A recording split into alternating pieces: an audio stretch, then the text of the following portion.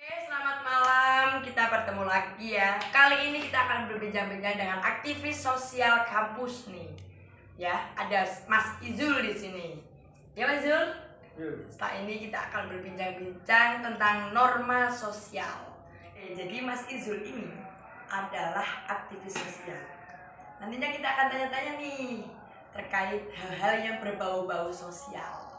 Oke, check it out. Menurut Mas Isu sendiri nih, etika yang baik itu yang seperti apa ya? Minum dulu ya, minum dulu biar enggak.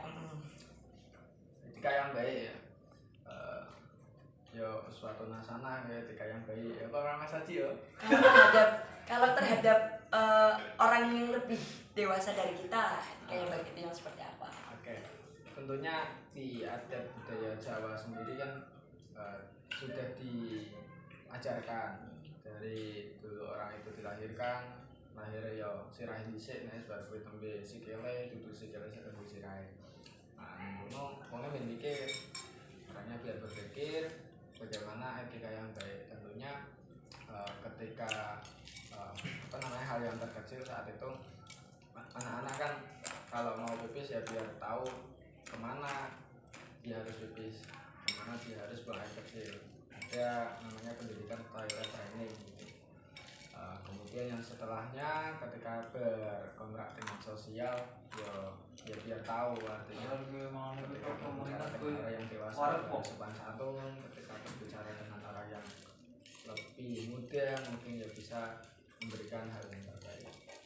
Oke, kalau melihat perkembangan zaman sekarang ini banyak kan milenialnya sekarang ini yang kayak mengabaikan terkait norma-norma seperti itu.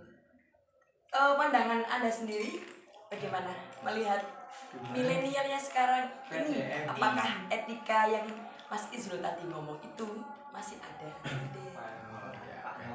Tentunya di beberapa macam daerah demikian. Kalau bisa kita lihat kan namanya kota yang sangat berbudaya, di situ kan ada Solo dan juga Surakarta dan juga Jogja. Surakarta dan juga Jogja. Ya mereka tentunya kearifan lokal di situ, kultur dan budayanya memang kental terhadap meningkatkan akhlak gitu kan, sebagai penyeimbang akhlaknya. Jadi kalau di sana dipakainya kalau dalam bahasa Jawa ya kromo inggil gitu. Tentunya di tiap daerah itu mempunyai kultur budayanya masing-masing. Kalau di Madura mungkin saja mereka ya atau Karajo, Madura atau Karajo. Tetap Karajo apa itu nggak tahu ya. Nggak tahu saya. Oke, Mama Raja. Itu contohnya seperti itu. Jadi tidak semuanya itu perlu disamakan, sebab Indonesia sendiri adalah negara yang multikultural. Nah, tinggal bagaimana kita bisa saling mengetahui, kita bisa saling menerima di situ, yang tentunya tidak jauh dari norma sosial yang ada di setempat. Jadi kalau misalnya Indonesia kan negara multikultural nih tadi katanya, berarti tolak ukur etikanya itu dipatokkan ya pada hal yang seperti apa menurut Mas Izul? Oke, kalau menurut saya pribadi di mana orang itu ketika bicara memang pas dan bisa diterima oleh orang yang diajak bicara itu oke saja. Yang penting itu kan juga ada hubungannya dengan ilmu komunikasi ya, sehingga ketika memang bisa saling mengetahui antara normanya juga di situ, adabnya juga oke, kan aja. Ketika memang contohnya kan orang Pemalang bicara di sini mungkin ya agak ngapa bedok dan juga sebagaimana itu orang-orang kita kan wah ya apa sih mungkin seperti itu. Begitupun ketika kita di sana. Jadi norma di sini penilaiannya ya bukan subjektif tapi objektif, akhirnya seperti itu. Ya mirisnya seperti itu sih. Kalau lebih jauh lagi ranahnya pendidikan karakter yang dulu pada tahun 2013 digencarkan pendidikan karakter itu. Namun itu ya masih banyak perselisihan di situ. Kalau menurut Mas Izul sendiri, faktor apa ya yang mengaruhi anak muda zaman sekarang mengabaikan etika ataupun sopan santun ya kayak gitu menurut Mas Zul faktor dan kenapa? Itu banyak sekali faktor, jadi tidak bisa kita salahkan satu faktor itu saja. Di era global seperti ini tentunya banyak sekali media-media dapat kita akses, banyak sekali informasi dapat kita akses. Jadi tidak hanya terpatok pada apa yang dilihat oleh mata telanjang kita, namun melihat HP saja kita bisa mengetahui isi dunia gitu kan. Nah, salah satunya di situ perkembangan globalisasi di situ, sehingga masyarakat dapat mengetahui secara luas. Oh, ternyata orang di sana seperti ini, akhirnya orang-orang kita ataupun kita yang melihat ikut-ikutan gitu. Sebenarnya ya kalau di Indonesia sendiri kan pendidikan agamanya mungkin basis NU itu mundur paling tidak gitu. Itu untuk mengencarkan biar teman-teman ataupun masyarakat bisa belajar etika, belajar moral, sopan santun, serta pendidikan intelektual serta spiritual. Oh, terus ada nih beberapa bulan yang lalu ada kasus beberapa siswa itu mengeroyok gurunya. Itu pendapat Anda sendiri bagaimana? Itu mengeroyok gurunya. Mereka mukul gurunya itu gimana menurut Mas Izu sendiri? Tidak apa-apa. Enggak apa-apa. Guru itu kan digugulan ditiru. Jadi kalau gurunya itu mengeroyok sama muridnya, muridnya harus balik. Berarti itu salah siapa?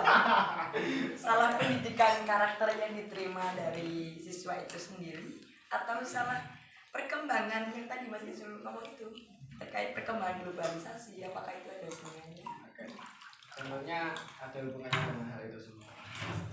Bagaimana anak itu dididik oleh orang tuanya yang sebelumnya, kemudian melihat bertemu dengan teman-temannya yang memang juga didikannya oleh orang tua yang kurang dalam pendidikannya, akhirnya mereka yang melakukan tidak sepatutnya kepada gurunya seperti itu kan. Kalau di SMA, SMK mungkin ya sering saja terjadi seperti itu. Tidak lagi ketika ada di madrasah yang memang menjunjung etika dan juga akhlaknya. Namun hal itu dibuat sewajarnya, kembali lagi pada gurunya. Guru yang ada di MA dan guru yang ada di SMA pun mereka berbeda. Di SMA mungkin ya bisa saja menerima ketika ada siswanya yang mengkritik, mengkeroyok bahkan gitu kan. Paling enggak kan bisa membalas gitu kan. Di bulan 1991. Gitu. Berarti adanya pendidikan itu sebenarnya pendidikan formal ya, itu bisa dibilang sia-sia atau tidak, ataupun bisa dibilang pendidikan formalnya bagus tapi pendidikan karakternya tidak bagus. Sia-sia atau tidak? Sia-sia. Pendidikan formalnya bagus, pendidikan karakternya tidak bagus gitu kan. Untuk tentunya kalau kita buka dengan cara pandang Islam, semakin kesini karena zaman juga semakin tua, itu kan akhlak yang juga akan semakin menurun karena akhir zaman. Namun tentunya karena ditunjang oleh harus berpendidikan di situ, akhirnya ya mulai kelalen karo akhlaknya. Tadi yang disampaikan pendidikan formalnya bagus, pendidikan akhlaknya tidak bagus, yaitu bisa dikatakan gagal. Namun tidak seluruhnya, karena penilaian pendidikan untuk saat ini di Indonesia yaitu dinilai oleh nanti output setelah berpendidikan yaitu kerjanya. Oke. Misalnya seperti itu. Berarti untuk mengembalikan norma yang semakin kesini semakin memudar ya. Menurut Mas Izul sendiri, kita tuh sebagai generasi muda, generasi milenial itu harus gimana sih untuk menggaungkan ya terkait norma-norma sosial yang seperti itu? Oke. Paling enggak kita bisa buka dengan banyak sekali cara, jangan hanya terpatok pada satu cara. Itu kan orang milenial kan seperti itu. Artinya lihat media ini oke, kita ikuti, lihat media itu kita ikuti. Bagaimana kita caranya adaptif gitu kan. Nah, caranya bagaimana? Tentunya kita mulai dari hal yang terkecil, ketika bertemu dengan teman-temannya, ketika bertemu dengan orang yang lebih tua, terlebih di lingkupan desa ataupun masyarakat, kita bisa melakukan sikap yang baik gitu. Atau bisa juga menggunakan media branding, baik itu di YouTube, Instagram ataupun TikTok gitu kan. TikTok ya, karena TikTok juga bisa ya? TikTok juga bisa, karena juga banyak sekali sih ya untuk saat ini orang-orang milenial lebih condong kepada TikTok. Anda juga Saya ya termasuk punya korban. punya aplikasinya TikTok, tapi nggak bisa mainnya. untuk masyarakat ataupun Karena orang udah yang punya HP saya. Saya kan HP masyarakat juga. HP Kata Megawati. Ya, sampai pada perbincangan yang terakhir ya. Saya ucapkan banyak terima kasih nih buat Mas Izul udah mampir ke podcast kita hari ini. Terima kasih banyak udah mau sharing-sharing ya Mas. Semoga ini bermanfaat buat kita semua. Seperti itu. Jadi tadi udah bincang-bincang ya sama Mas Izul selaku aktivis sosial. Kalau menurut Belum itu kan kita tadi bincang-bincang tentang norma nih. Norma itu merupakan suatu alat untuk mengatur tiap-tiap individu di masyarakat. Jadi dengan adanya norma ini, semoga aspek-aspek ataupun budaya-budaya tentang etika, sopan santun yang hilang pada masa sekarang ini bisa kembali digaungkan, kembali ada.